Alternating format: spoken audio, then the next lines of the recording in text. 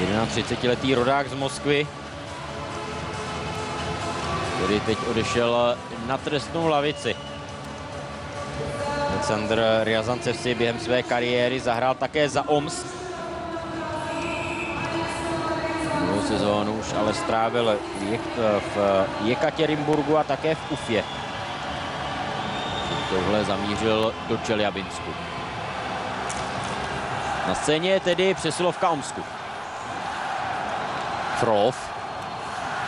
Znovu Frolov, poté co se k němu vrátil Kotouč, ale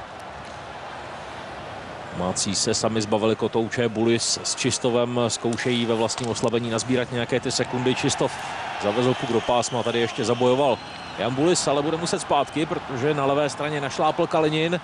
3-2 přihrávka Kalininova na brankoviště, jenomže na pokrytého Frolova. Volkov. Táhl se podal Kvinta Ryabikin, hráč, který strávil 13 sezon v Omsku. A přestoupil vlastně v průběhu téhle sezóny právě do Čeljabinsku. Ryabikin si zahrál jenom v roce 2007-2008 v Petrohradě 1 rok, jinak od roku 1998 působí právě v Avantgardu.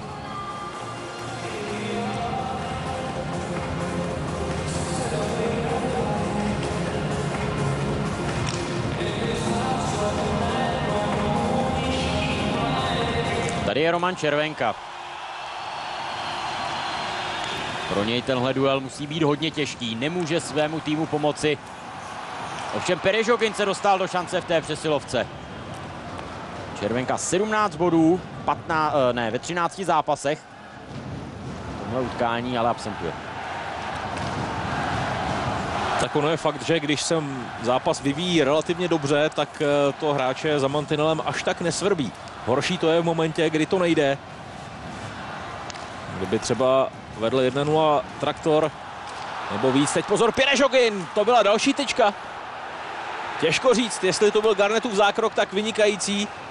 Ale měl jsem pocit, že ta rána Perežoginova byla tak prudká, že Garnett nemohl stíhat tu lapačku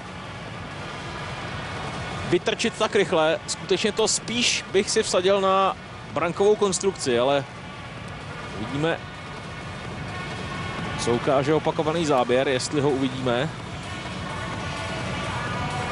Asi ne, asi to není tak úplně důležité. Malá úprava, Roman Červenka zatím odehrál pouze 11 zápasů a nazbíral v nich 17 bodů v playoff, takže ještě lepší bilance.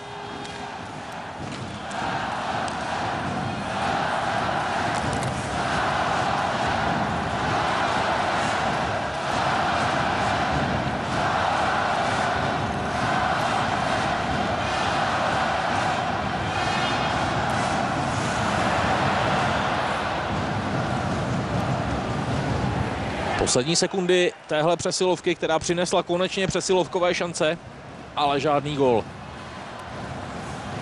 Kurjanov.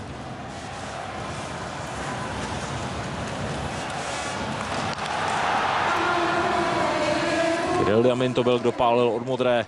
Gusev teď ztratil stabilitu a bude se muset rychle vracet, protože na druhé straně Kuzněcov to zkusil ještě Kuceňa. Kari Reme teď svůj tým podržel.